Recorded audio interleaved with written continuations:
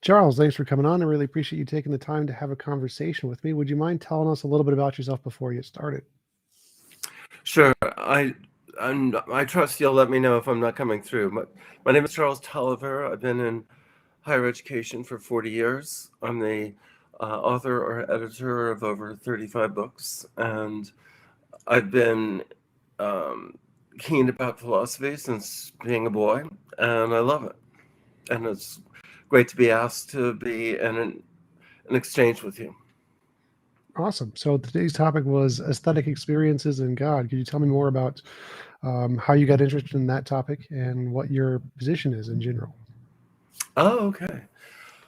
I was drawn to the visual arts from college days.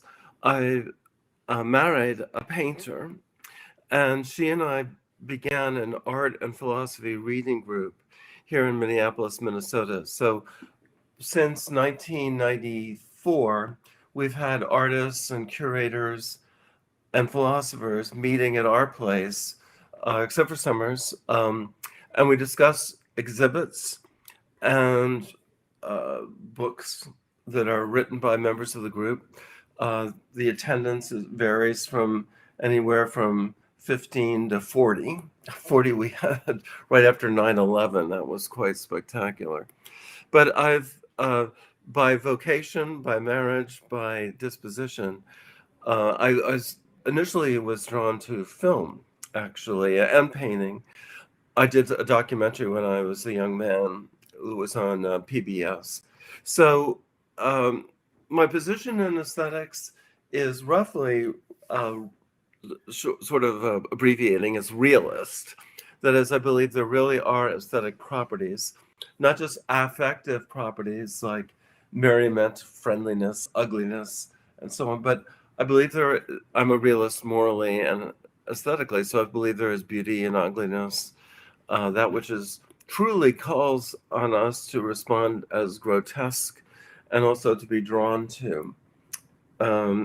I've linked this with philosophy of religion, my interest there, in the sense that I've sought to see what insights can be gained from the philosophy of art as we think about philosophical theology or the philosophy of God. How did you link those two? Like, what is the link between aesthetics and God? We don't mince words. It's complicated. So there are a number of different respects. One is that I believe, anyway, the experience of paintings and of the world can be not just towards the five senses, but towards the affective qualities, as I suggested earlier, like beauty and ugliness and so on. And I believe that this also includes religious experience. That is the numinous. This is what Rudolf Otto had a term, the numinous mysterium tremendum and fascinans, that he documented earlier in the 20th century. Multiple cases of where persons experience the world as being transcendent or infused by a kind of spiritual reality. This can be testified anywhere from sacred texts to the Romantic poets, Blake and Wordsworth, to contemporary experience. So in a recent book, Is God Invisible?, my wife, a painter, and as well as writer, and I seek to use models of aesthetic experience in terms of understanding the experience of the divine or the sacred. You said you use aesthetic experience to understand experiences of the divine.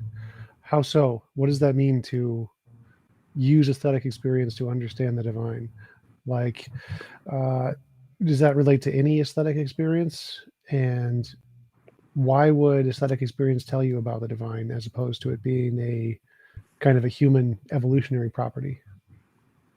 Well, I don't think it's incompatible to be an evolutionary property, that is aesthetic experience, and yet it also be something that can be transporting or disclosive in a realist fashion, just as our moral experience is, or so I suggest, certainly shaped by our biological evolution, a robust anthropology, robust understanding of what it is to be human. And similarly, it's, I believe anyway, the widespread testimony to experience the divine, which is variously described by untold numbers of people, from the mystics like Julian of Norwich, Catherine of Siena, and so on, some of the big, heavy classical figures, to ordinary people like me, who, when I go to, I'm a practicing Episcopalian, and when I, another Christian, I'm in the Christian tradition, attend the Eucharist or do a social justice action and meet with others in prayer, there can be a kind of, what shall I say, a, an experience that goes beyond that which is narrowly empirical, that be picked up by, let's say, everybody from Hume and Hume's progeny today in terms of the color, weight, and so on of the objects around us, towards understanding the affective life of people around us. Let's say I've been involved, even though I'm a white person, with the Black Lives Matter movement. Floyd was killed a mile and a half from where I'm broadcasting from. We had riots taking place. Our pharmacy I go to was burned down. And so I've trafficked with believing Christians and Muslims in these different communities, prayerfully and in social action, and have come to have what can be understood to be aesthetic experience of, let's say, a sense of justice or injustice, of violatory and fulfillment, as well as coupled with or infused with the experience of the sacred and the profane, that which is truly profanation, that which is distortive of other persons, and that which is fulfilling and satisfying, and what I can only say was transporting, like explaining what it is to be in love to somebody perhaps who's never felt what it is to be in love. Is very difficult to do.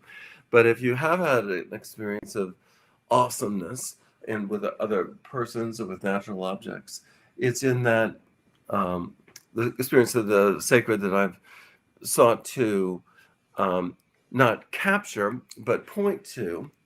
To capture would make it sound like one could bottle it and market it or something like that. But what I've sought to point to is something that pervades the human experience, is the property of none, no single institution, but one I find emancipatory, enriching, and exciting. So, what would it mean for aesthetic experience to be real? From my position, I don't understand how it could be real, how it could be more than human construct of imagination. So, what does it mean to say that aesthetic experiences exist in some sense independent of human imagination? Well, I think we're having an aesthetic experience right now. That is, aesthetic experience can be understood in different definitions. It comes from the German meaning sense experience, but it's often used today. If you look up any guide to aesthetics, I wrote a beginner's guide to aesthetics. It's an audiobook too for any listeners out there who are interested. Aesthetic experience refers to the emotive, affective quality of things. So to experience you, for example, as being, I hope, capacious in the guest host relationship that is welcoming me into dialogue, that is an aesthetic experience. To experience somebody as hostile or indifferent or closed minded, that's also an aesthetic experience. So, aesthetic experience would be hard pressed to explain or describe any human experience of any significance, even boredom and listlessness tedium. These are aesthetic qualities of events. And as for, does it take imagination to be open to this? I hate to be boring because philosophers normally will say it depends what you mean by imagination. But if by imagination one means something that uh, goes beyond that which is immediately represented by, say, the five senses, say color, shape, and the like, then aesthetic experience would be, uh, yeah, the fruit of imagination. But imagination here, I don't mean projection. I mean real recognition. Let's say if I'm experiencing you as hostile, and you really are hostile, that's not my mere imagination. That's grasping a real affective attitude. So I'd say friendliness, enmity, capaciousness, curiosity. Hopefully, these are modes of affective experience had by many of your viewers and listeners. I'd be hard pressed to describe even one of them to not be subject to a myriad of affective experiences right now that we might either reliably and correctly grasp or mistake. Oh yeah, definitely understand that part. That if someone is angry or whatever, and you are believe they are angry, that's a truth statement that can be true or false and correspond to reality. But say for something like beauty, um, if you think something is beautiful, can that statement correspond to reality? Because I assume what you mean by realism is that it corresponds to reality in some sense, as true, independent of opinion. And so, what would it mean for beauty or ugliness to correspond to reality, independent of imagination? Because to me, it seems to be innately a subjective feeling that something is beautiful versus not. Yeah, well, what I would say in terms of defining beauty and ugliness is so these are relational properties in my view. So beauty is that which ought to give rise to pleasure, aesthetic delight, and ugliness is that which ought to give rise to revulsion, disapprobation, disgust. And I would say harm and health are observable properties in other persons. So when I observe, let's say in the Black Lives Matter movement, um, a police officer essentially suffocating this Afro American person, I am experiencing this not just in a morally neutral way, but in a way I believe to be affectively reliable. I'm actually experiencing and perceiving the harm that is being done.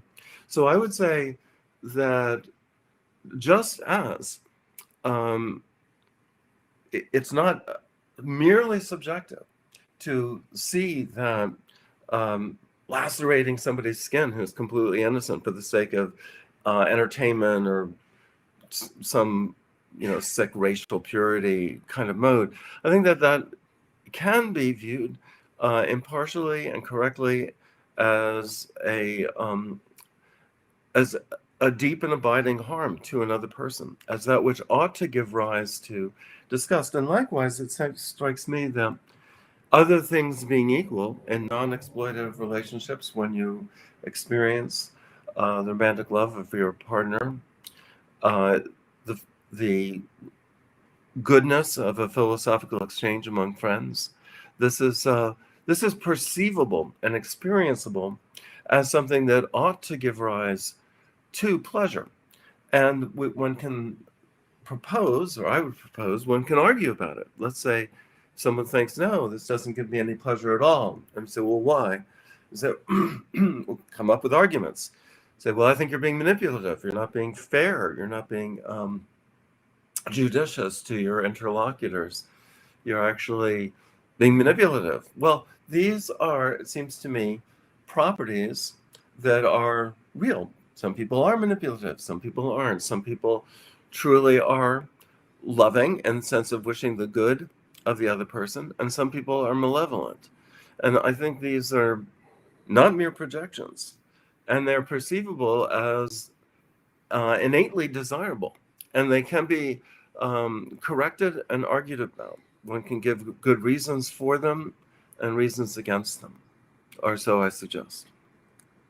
When you say ought to give rise these things, what if someone arguing against it, instead of saying that you're being malicious or whatever, says, I just don't get a dopamine rush from it or something, or my dopamine receptors are not very sensitive, or I have a mental condition where it doesn't produce enough dopamine, where it's simply a correspondence to a brain state in that sense, where it's not really stating that there are some objective properties to the way you're acting, but simply some physical correspondence to mental activity, and their brain just isn't working in a certain way.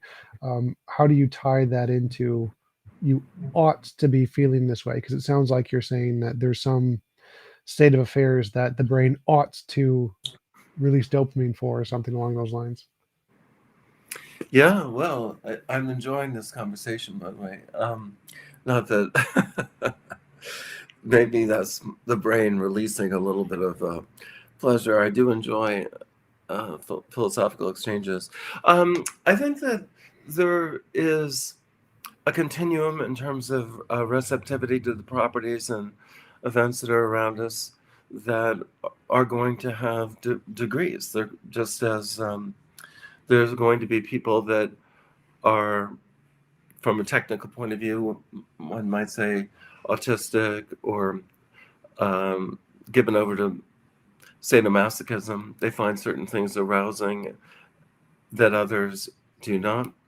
And so it strikes me that there's this isn't a matter of curiosity. That is, this happens all the time.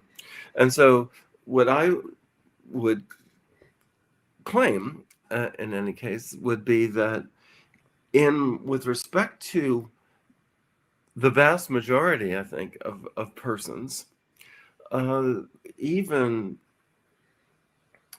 some that might otherwise be seriously damaged, one can reason with and come to some consensus over the basic body of what I would call natural goods. Now, I think this would be, forgive me if I'm going on too long, but let me just do my best here.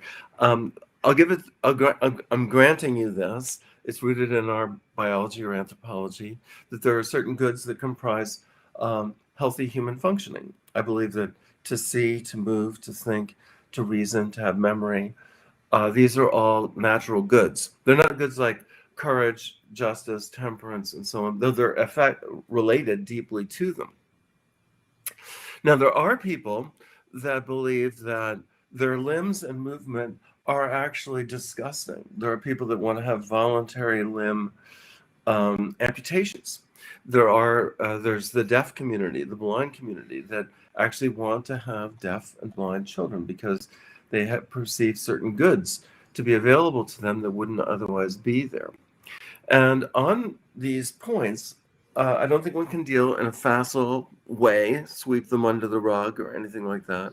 So I've engaged in people with, in some cases, with these conditions, and I start to argue that other things being equal, being sighted is a good, and it can be that we have uh, a good that can, its privation can allow persons to perceive other goods.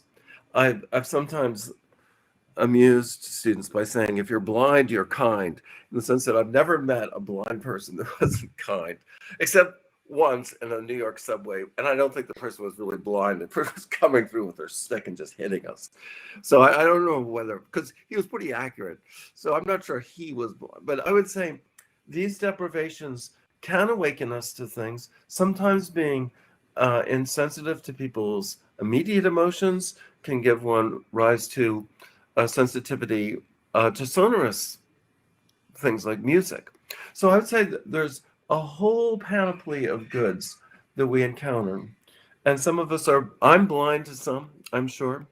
And this is part of the, as it were, the great conversation that needs to take place, in which one seeks to, from Socrates to the present, one seeks to engage and encounter those with whom one disagrees, even disagrees extremely strongly, and seeks to cultivate the kind of virtues of, say, patience and impartiality that really does allow us to kind of internalize the points of view of the involved parties and to move beyond them.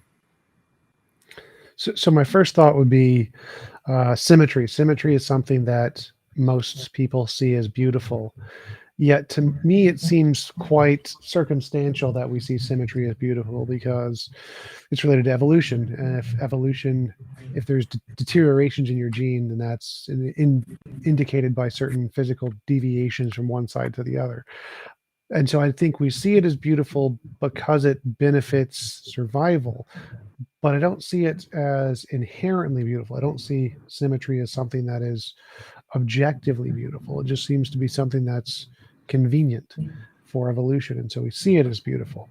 And so in this case, is there anything objectively to correspond to when we say that symmetry is beautiful? Or is it simply just a coincidence that it's beneficial to our species? Well, see, the word beneficial is, I want to see that term as very loaded and very big. Beneficence, that which is truly good.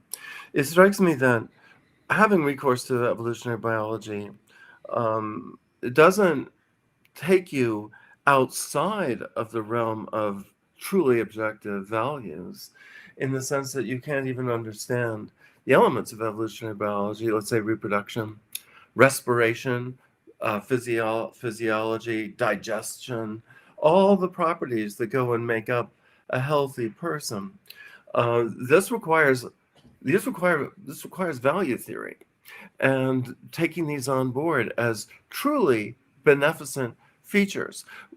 Reproduction would not be even a recognizable good unless we understood it to involve the replication or the emergence of something that we recognize as value. The reason why you and I value reproducing and having children whom we hope to live healthy and fulfilling lives is because we can understand them to have a good that isn't simply a projection of what we desire. Now, we may desire to get you and I to reproduce and have doctors and warriors and all kinds of very specific kind of maybe creatures that will serve us, slaves and so on. But all of this is part of the long conversation where, at one point, even as late as the 17th century, parents did think they owned their children. This was challenged, and for good reason. And what we discover, we as human beings, in our consensus driving way, the United Nations Declaration of Human Rights, for example, we come to understand you and I, human beings, infants, people that have old age, as having an individual good that is not merely a reflection of societal use or prescriptions of parents. So I submit to you this notion of, you're going like symmetry. Well, it's beneficent. Well, let's talk about symmetry, symmetrical relationships like affective symmetry. A parent loves a child and a child loves the parent. Let's say that's symmetrical. That's reflexive. And presumably that reflexivity is a recognizable good. Of course, we can understand parents being abusive, and hence the parent-child dependency and what would normally be an affective, fulfilling relationship can be contorted, a matter of contortion.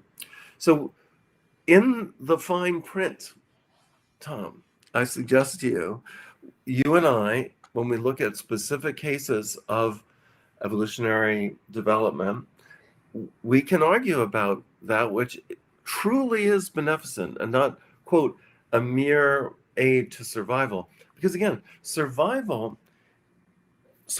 per se is, I would say it's not a recognizable good. It depends upon the survival of what? The survival of, let's fill in, malicious hatred towards people that are different from you, people with different skin color. If do we think the survival of that is good, or survival of COVID, is that good? I would say no, because we can understand the corrosive, poisonous effect of racism, and we can understand um, viruses or parasites as being privations, like the kind of bugs that get in your eye and bring about violence, deprivation of sight. We can, as it were, see that seeing is good, and especially imagine what the willful deprivation of vision of other people, where somebody actually blinds another person for out of malice. We can see that as wrong, in So, my view. like you mentioned respiration and reproduction. If respiration and reproduction could be replaced by alternative means to achieve the same ends, for example, I wouldn't see respiration or reproduction as being inherently valuable, and we have lost something if it was achieved by a different means. It just seems to be a convenient fact that we use this method as opposed to a different method.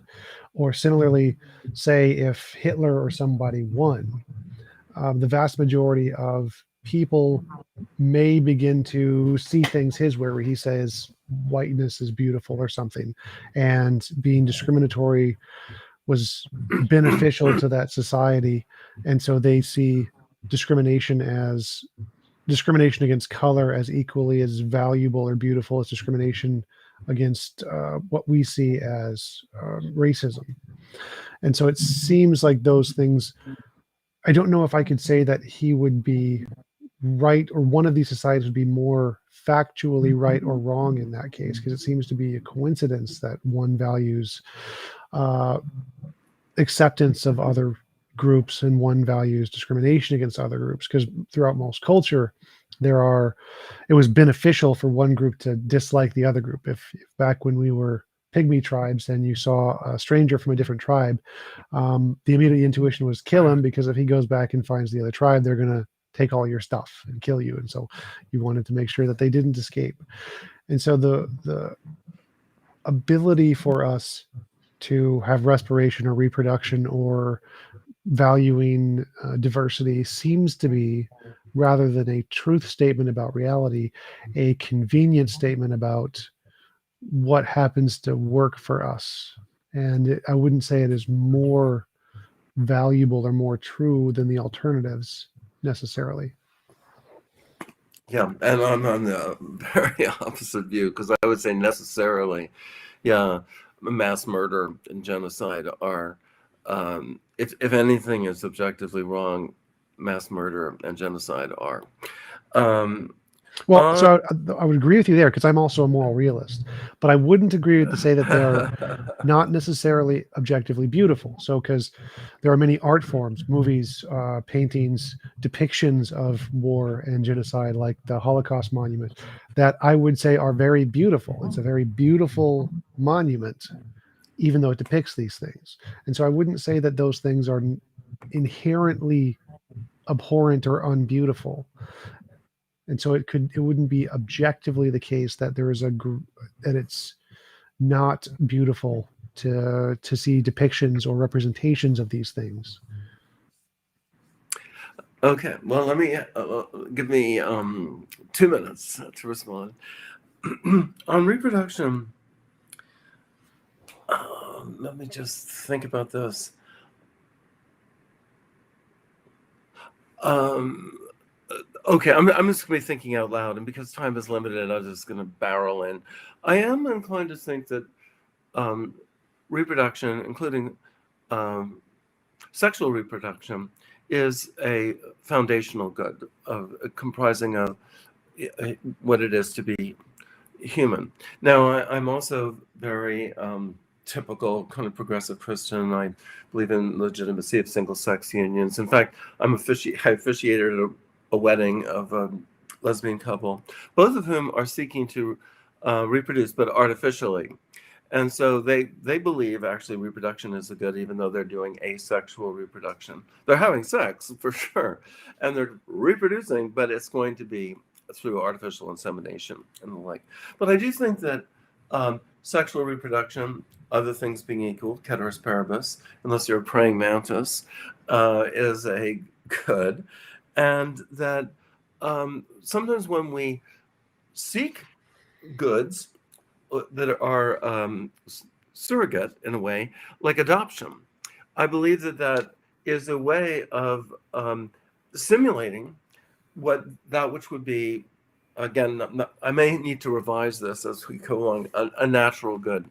That is, friends of mine that have adopted children or that are adopted, it seems to me that they seek to, as it were, own, not in terms of property, their parents as truly their parents, the equivalent of their biological parent, even if biological reproduction hasn't been involved. So I'd say biological reproduction, I would go on paper to say, I think is a basic good. And that that doesn't mean that adoption is perverse or less than good, that it could be that adoption has certain good qualities and great making properties that actually natural reproduction doesn't have. Adoption can have the good of actually rescuing a child that might otherwise perish. So there can be all kinds of goods involved. But on the Hitler thing, I would say if you dig in to these cases, you see actually the Nazis themselves sought to cover up the Holocaust. You look at what Himmler and I have the website on ethics where some of his discussions with the SS, where he explicitly comes to see what they're doing is absolutely morally horrifying. He believes it's justified because of racial purity. He believes that there's some justificatory good involved. But I think that we both know, listeners know, that biological racism of the kind that Hitler advanced is bad biology. It's not just morally grotesque, but it doesn't succeed.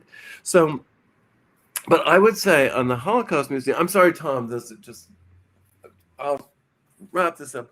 So I would say the Holocaust Museum is complicated because on the one hand, it is objectively grotesque, the killing, the mass murder of these people.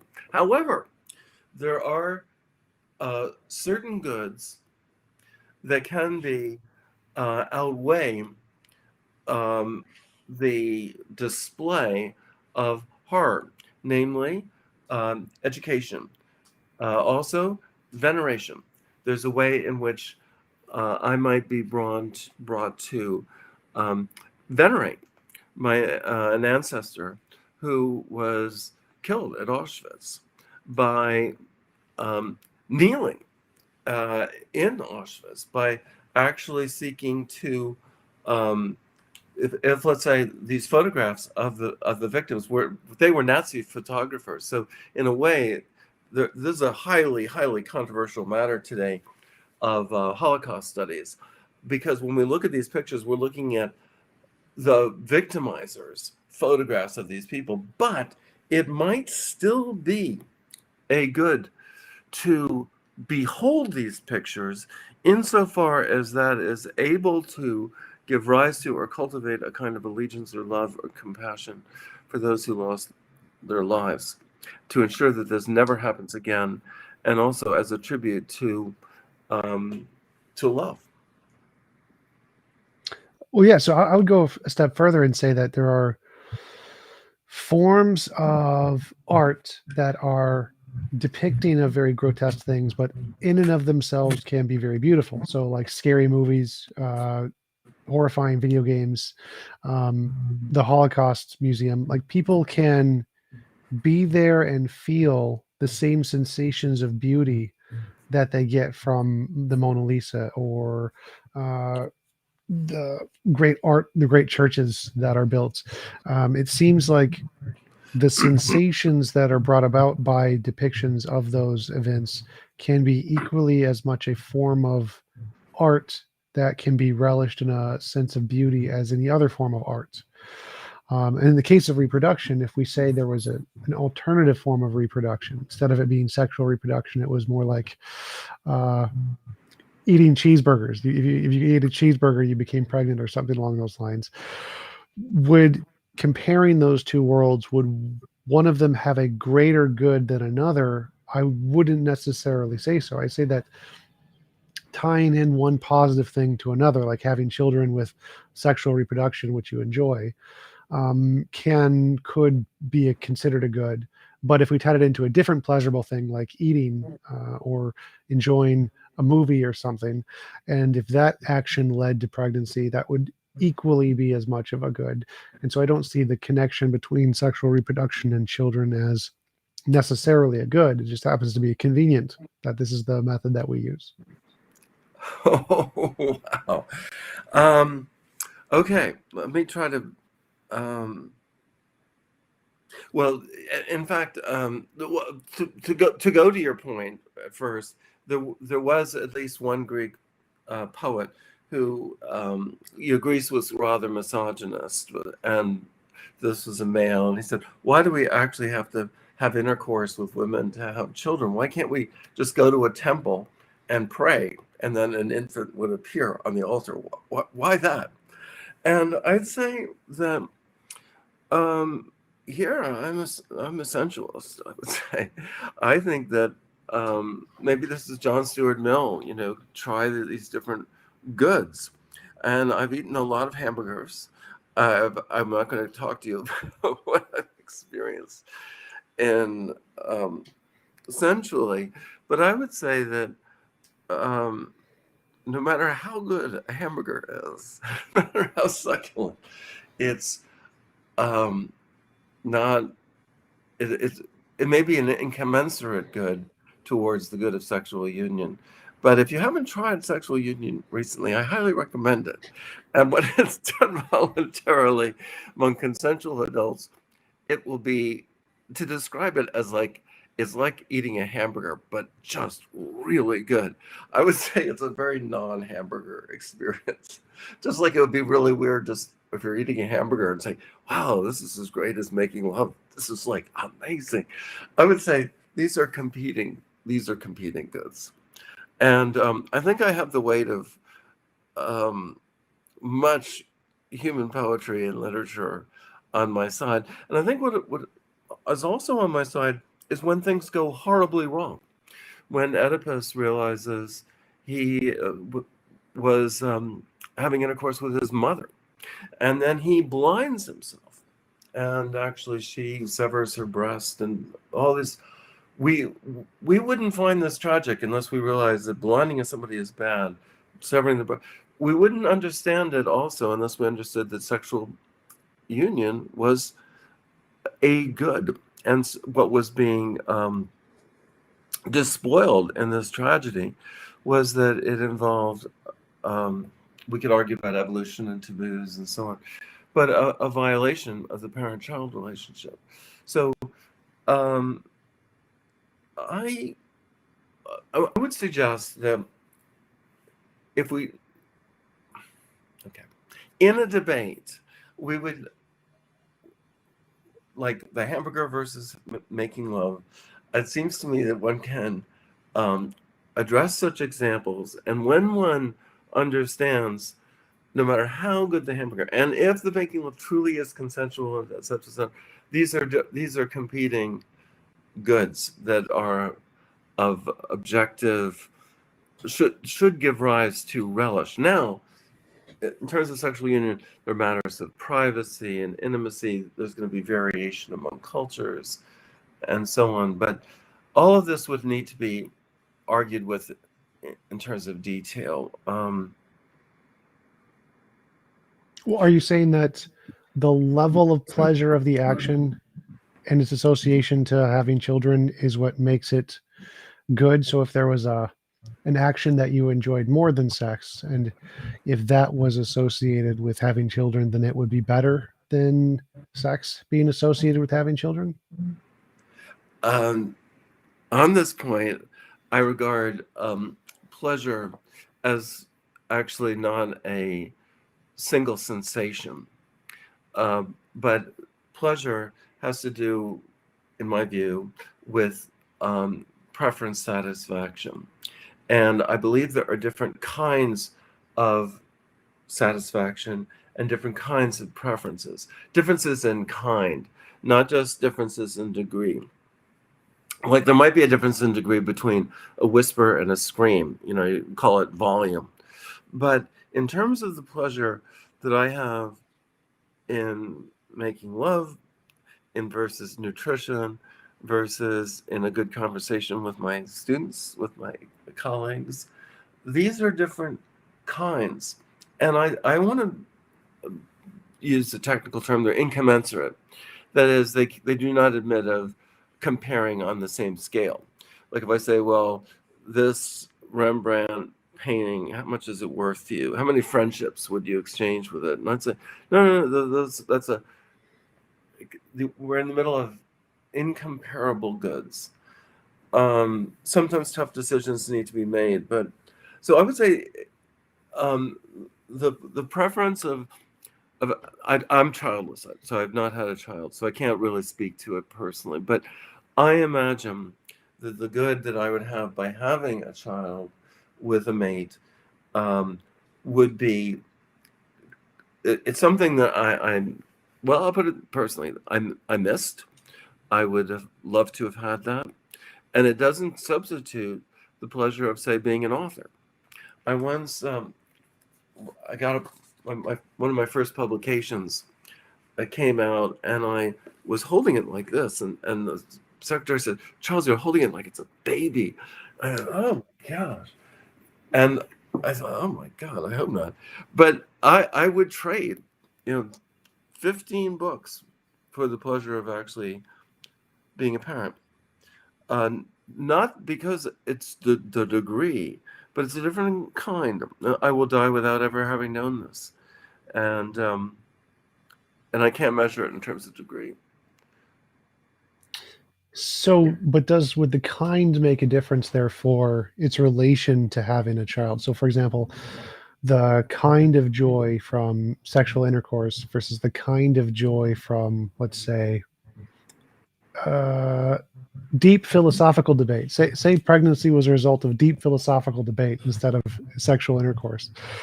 Would one of those worlds have a greater goodness factor or a greater aesthetic factor than the other?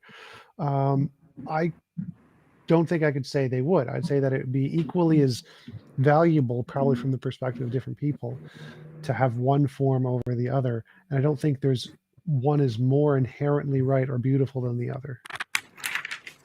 Well, I somewhat wonder whether this is generational. I have put the following. So just to put my cards on the table, I was born in '52, so I'm going to be 70 this month, and you look like a young fellow, perhaps in your 30s or wherever you are. And what I put to students is the following thought experiment. If you'll indulge me here, I'll say, imagine two couples, and they both equally love each other, maybe make them non-gender specific, whatever they are. And imagine they both are married, but let's say they both die on Monday night, but this one couple has actually had the good of sexual intercourse, and the other has not. They've had the good of, let's say, climbing a mountain together, or to use their example, a deep philosophical discussion. And I said, does the one have a good that the other doesn't have? And my students, okay, so I mentioned I've been in higher education for 40 years, but when I've used this thought experiment, and I've only done it like a handful of times, but in the last, say, 10 years, in my 50s, late 50s and early 60s, students have routinely said, no, it's not the case that you can, from the outside looking in, think that the couple that actually had sexual union had a good that the other didn't have. And I think that could well be, this could be a matter of relativity. I hate to sort of end on this level, and hopefully we're not at the end.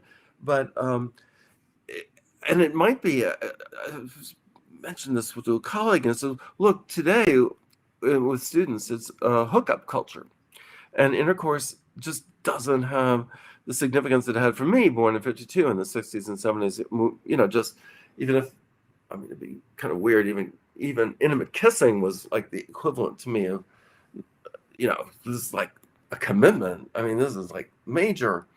So it can be, I'm going to grant that it might be that my intuitions are culturally saturated in this respect. Though I am going to hold out that because of the good that even my students, even you, hold towards sexual union, we regard as its violation, namely rape, as especially horrific.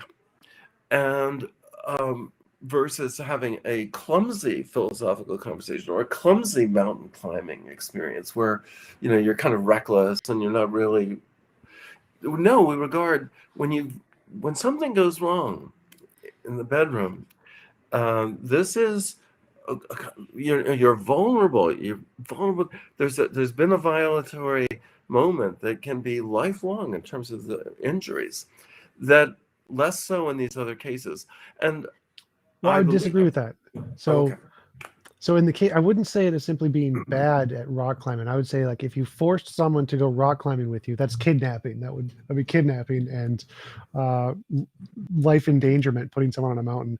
Or if you forced someone to be into a deep intellectual conversation that they couldn't disengage from, it'd be like kind of mind reading or forcing yourself into somebody's mind, which I think would be equally as horrific as rape in that sense. That there are many sci-fi TV shows that go into the horrors of what it's like to be a psychic, and if you can enter someone else's mind without their consent, I think that would be equally as much of a violation as rape in that case.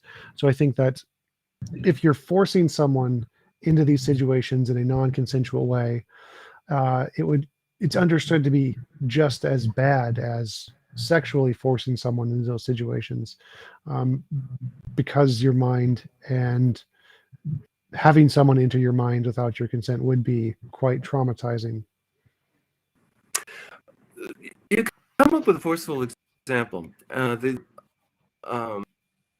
these me, and so if we were on a timer, I might like to just say pause and really think this one through. But because we're on a timer, I'm going to barrel ahead, and I'm going to suggest to you that we may have a disagreement here, and so my counter would be this: that is, in the case of a primordial, more aboriginal harm that is done, such that is more foundational than I would suggest the kidnapping case is a really good one. The manipulation case, those are really good but what I want to suggest is that they are almost achieve their power, partly the more aberration that we would feel if we violated. Let me give you a quick example. Jesse Ventura, our governor, here in Minnesota years and years ago, to a memorial service for Wellstone, who died in a plane crash. And the Wellstone Memorial Service turned out to be kind of like a political rally. And his son, and Ventura left, and you know what? I felt raped when I was there. I went to a memorial service and I felt raped. Now, what I would suggest to you, no, this gets a topsy-turvy. I have not physically been raped, but people that are very dear to me have been. Is the experience of rape, as I've witnessed from a distance, is very, very different from the victim of going to a political rally when you thought you were actually to a memorial service. One is students actually will use this sort of rape on exams. They'll say, that exam was so pathetic. Now, that could be a sign that generationally, my intuitions are much more old, and transient. But my inclination is still to think there is a residual aboriginal notion that the reason why we find kidnapping so horrifying is it's a kind is rapacious. It is taking somebody's autonomy and ripping it asunder. And it may not involve an actual penetration and violation of intimate cavities in one's anatomy, but I would say that violations of cavities and orifices and so on has a kind of basic, the basic violations are Aboriginal. I don't think I've given you an argument. I've just been more maybe. Well, I think I understand it though, But but so from my perspective, I can understand why, because sex is so important to our culture, that it would be seen as more basal, more Aboriginal. But because I'm so into sci-fi, I'm very, very into sci-fi. If we imagined a society that was uh, reproduced through psychic interactions, through going into somebody else's mind instead of a physical interaction of sex, and they communicated through psychic transmissions, and that was the core of their society, was built around this rather than physical interaction. I could understand how, from their perspective, invading their mind without their consent would be equally as bad, or they would see it as equally as bad as we see rape is from our perspective, and that it seems like it's culturally bound to what happens to be the core of our beings, and that if our beings operated in a different way, like in a psychic community, they would understand the psychic interactions to be equally as significant as we understand the physical interactions to be. wow, yeah, okay. I appreciate your points. I'm just looking at the comments to it, just like wow, all kinds of comments over there. Yeah, ignore so fun fact about YouTube, Wow. suggestion: ignore the comments. Just always ignore the comments. Okay. I too enjoy sci-fi. I'm a little bit more into fantasy of like Lord of the Rings type of stuff. I just wrote a Narnia Chronicles of C.S. Lewis and so on. So I'm a bit more into magic, but I am into Star Wars and have actually done some publishing on people. So I'm into this. However, I think what's sci-fi is extremely instructive. It can make limber our intuitions, make us more open to, say, artificial intelligence, how being actually intelligent. All these things can be mind expanding, important resources for psychological investigation. So I will, though, um, still, namely, and this is odd, because if you read my other work, I'm materialist. So I believe material bodies, the physical world exists, but I also believe in actually the soul, consciousness. There's more to us than theological physics, biology, and chemistry. So I believe in consciousness, etc., etc. So, okay. But for all of my emphasis on the soul, and I've written a brief history of the soul, etc., also an audiobook, if any of it is in. But there is still this. Let's take intimate kissing. I want to suggest to you that this is a profound cross-cultural, perceivable, observable, that is, good, subject to scientific artifacts, but there is some evidence to believe that, for example, which is firstly regarded as a matter of disgust, is spitting on another person, taking your spitting, and it's sometimes used like but it's to ward off evil spirits. So it's understood to be to get rid of the evil.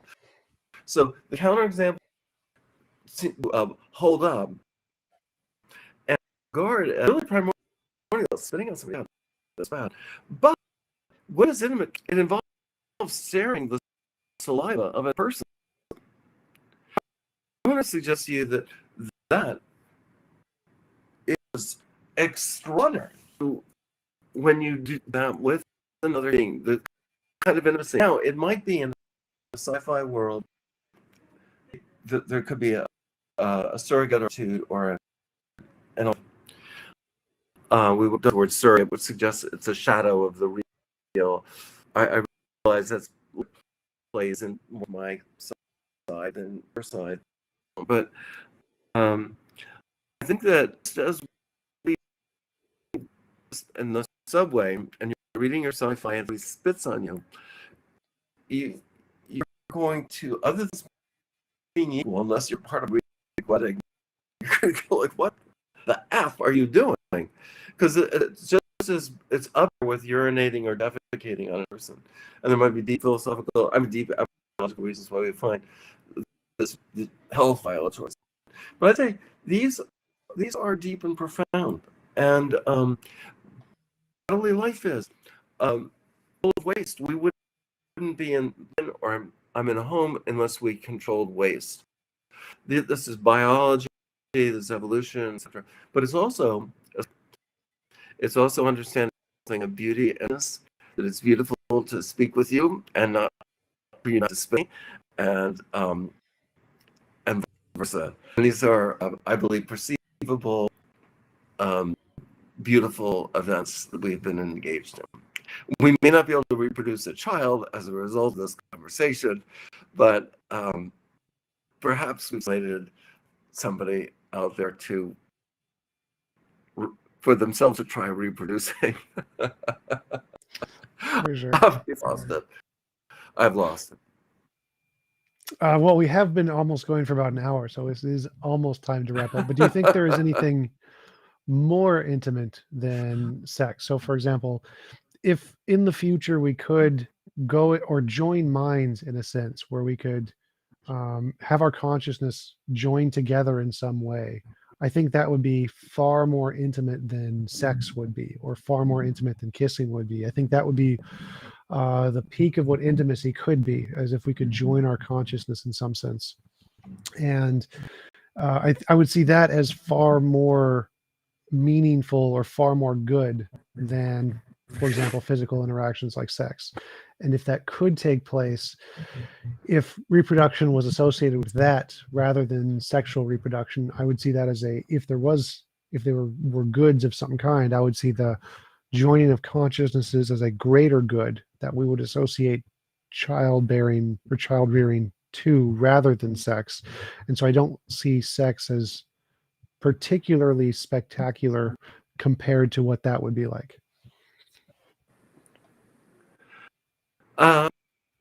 Boy, you really, I mean, not to look at the chat. That was somebody said, I don't understand Charles at all. Just like, wow. Okay, whatever. Perhaps your mates. You may be right. Why oppose it? I'll though in closing suggest that among the more intimate portraits of